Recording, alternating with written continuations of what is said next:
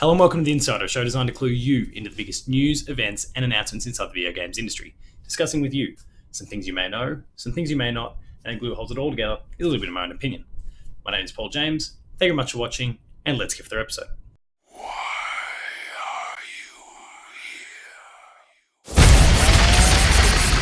So for this week's episode, we're going to be discussing the many battles taking place at Bethesda. It's been a rough couple of years, and overall, the generation hasn't been fantastic either. And in this week's episode of The Insider, we're going to break down much of what has gone on, especially some of the recent news, dissect it, break it down, and look to see where they can go from here.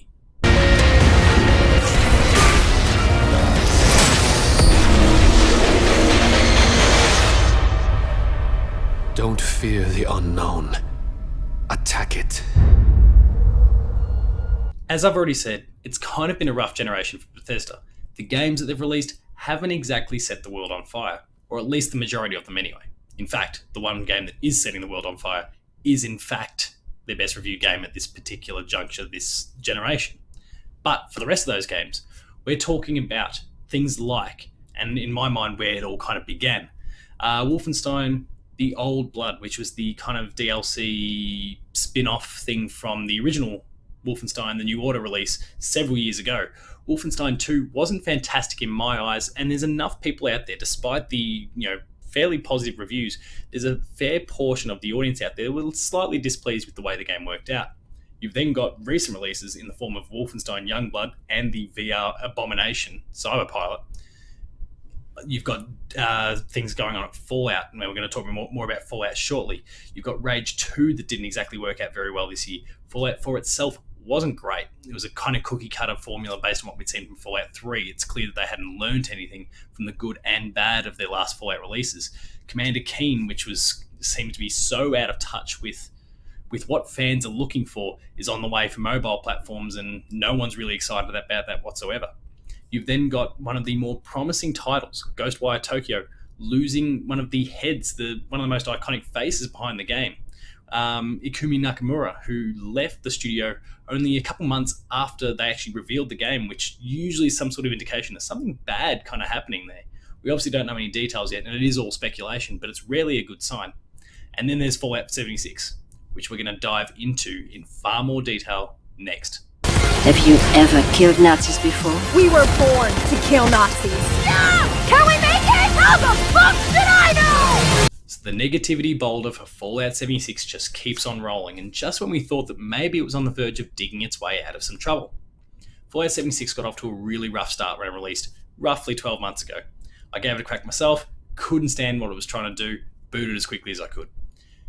Then there was the whole canvas bag fiasco, which, okay, fine, that's kind of separate to the game itself. We can maybe set that aside, but it's still another Bethesda problem. You've then got the game itself, which has struggled. And just when it started to pick itself back up, we saw a fairly impressive showing for the game at E3, and they outlined a lot of the changes and improvements that were coming to the game to make it better and more viable going forward. Some of those things were then delayed, only about a week ago. And that's fine. We understand as gamers, consumers of video games, that delays are more often than not a good thing. And in fact, we've recently seen it with Doom Eternal, where I played the game at PAX, thoroughly enjoyed it at PAX, and I'm quite hopeful that the delay from November into March next year is actually going to serve the game very, very well. It can only be a good thing. But it was only recently that they announced that this stuff was coming this year. It's now been delayed, and then that news was followed by a very money-hungry, handout, give us your cash sort of scheme. What that scheme entails is a membership program within Fallout 76, which is going to reward you with a whole bunch of perks. But the cost is the real problem here. I think people can understand games as a service, I should say. It's a big thing these days. We've seen it in a lot of different games, from your MMOs traditionally to what we're starting to see with your likes of Destiny and Division and those sort of things emerging. But they're still not hitting you up for a monthly membership. And that's where this has kind of been a sticking point in the case of Fallout 76, a game that already hasn't been received well. So, the cost issue. You're not getting much for your membership cost, and the membership cost itself is more expensive than what you're paying for Xbox Game Pass, to use that as an example, each and every month. And the problem with that is that with Xbox Game Pass, you can get Fallout 76, you can get other past Fallout games, excellent Fallout games, hundreds of other excellent games as well that aren't Bethesda related whatsoever, including the latest release, The Outer Worlds, which comes from Obsidian, the team who did Fallout New Vegas, did a fantastic job with Fallout New Vegas, and have done a fantastic job with The Outer Worlds. That's available day and date. All these free games, hundreds and hundreds of them, are coming up to a cost that is less than your 1 month membership for Fallout 76. And what they're providing isn't even any good. And there's so many little wrinkles and twists and turns with that thing that makes it so unapproachable for anyone who might even potentially have been interested in the first place. There are diehard Fallout 76 fans out there, and I'm thrilled for you. I love that you love the game. But what Bethesda is doing to you now is not good enough. And they're taking advantage of you, and I understand that they're trying to pick up the pieces, and they are on the right track in a whole host of different ways. But this little cash grab in the meantime is a half back step, given the several steps forward they've made in the recent months. Take me home, country road. In Vault 76, our future begins. Now, I've been very negative about Bethesda in this episode, and the thing is, I love Bethesda. There are some great things coming out of that studio, past, presently, and in the future. And if we cast our eye towards the future a little bit, there's some really great things on the way. They have had positives in the past in the form of Doom in 2016. And Doom Eternal, like I mentioned in the last segment, is really kicking some goals. I went hands-on at PAX. I played with a keyboard and mouse, which is a setup that I'm totally woeful at, and I still thrived in that environment. The game they're putting together is fantastic. There's lots of cool little nuggets that are still on the way. It's shaping up really well. The Elder Scrolls Online is still kicking goals. I'm really impressed by what they're doing there. It's a hard one for me to get into, just simply due to the time commitment. That's not where my life kind of is at the moment. I can't put that sort of time into it. But as an external observer, I'm so thrilled with what they're doing in that regard. Ghostwire Tokyo, albeit surrounded by this Ikumi Nakamura controversy, is looking fantastic as well, and I'm really on board with what Tango is up to there. Deathloop was a game from Arcane that was announced at E3 and is also looking fantastic. And then there are, of course, Starfield and The Elder Scrolls 6, both of which come from the core Bethesda Softworks team headed by Todd Howard, and of course we have really, really high expectations for them. The question mark is, when are they actually going to show their faces? But they are really positive beacons and things to look forward to in the future, and we only hope that Bethesda can kind of get all the other pieces working as they once were again to surround and support those titles when the time comes.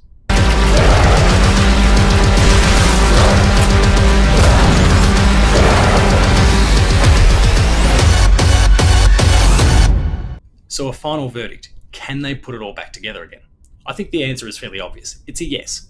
Bethesda has some great teams making some really diverse titles. They have some great tentpoles that are on the way, and that's going to really help carry them through the next generation and kind of give them something to build off. It's a really solid foundation. Starfield and The Elder Scrolls 6, whatever they ultimately become, are most likely going to be fantastic titles. We know what Todd and his team is capable of, and that does bode really well.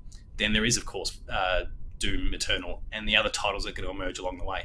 There's a really fantastic foundation there, and they just need to get these other pieces coming together again. Machine Games and what they're doing with Wolfenstein. They started off so well, and it has trailed off recently.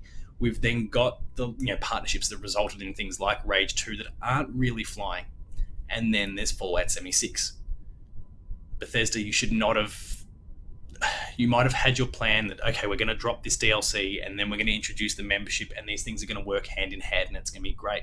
But the problem is, when you delayed the DLC but then decided to continue with your membership plan, you're now basically saying to your existing fans, as small or as large as they may be, that you're giving us nothing new but expecting to nickel and dime us further.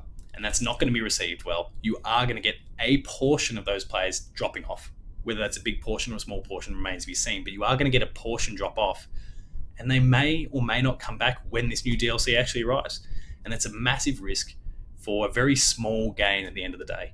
It wasn't a wise decision, and I hope that you think more about this, either pare that cost back, kick it down the line to meet up with this DLC, something. You need to change something because this isn't working.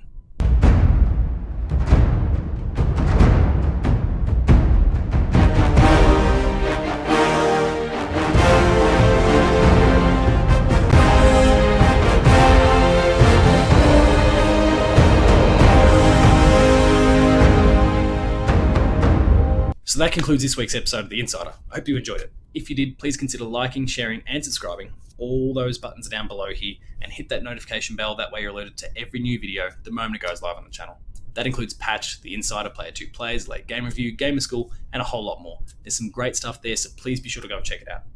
Visit the website, player2.net.au, where you'll find reviews, previews, opinion pieces, news, features, links to our podcast series, Patched, which is also in audio form, the Player 2 Pixelcast, and Dev Diary. There's some awesome podcasts. Give them a 5-star review, help with that exposure. We'd really appreciate all of that. Also, while you're at it, click on the links to the Player 2 Marathon. It's now only a week and a half away, really, and we're looking to raise a ton of money for a whole really, really awesome Terry Campese Foundation charity. Go and look in the details there. There's games available once you donate at a certain tier. We'd really appreciate that support. Thank you in advance. Speaking of donations, we are also on Patreon, patreon.com/player2au, and consider kicking a few bucks. At the lower tiers, you'll get early access to episodes. At the higher tiers, you'll get monthly episode exclusives. Finally, there's Twitter. You can find me at Paul James Games. The website you'll find at player2au. And until next time, that has been Bethesda's crisis at the moment. Hopefully they can resolve it nice and soon. Thank you very much for watching, and I'll see you next time.